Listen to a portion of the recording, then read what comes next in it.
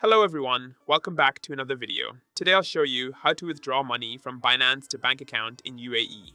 Open the Binance app on your device and tap the wallet icon located at the bottom right corner. Next, transfer your funds from the spot wallet to the funding wallet. Tap transfer, enter the amount you want to move, and press confirm.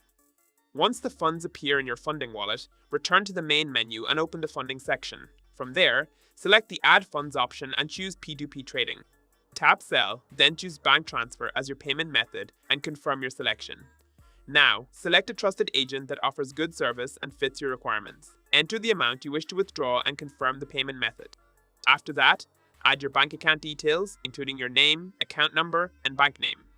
When everything is filled in correctly, tap Confirm. Finally, tap Place Order. Your funds will be transferred to your bank account within the agent's specified payment time. If you found this video helpful, don't forget to like and subscribe. Thanks for watching.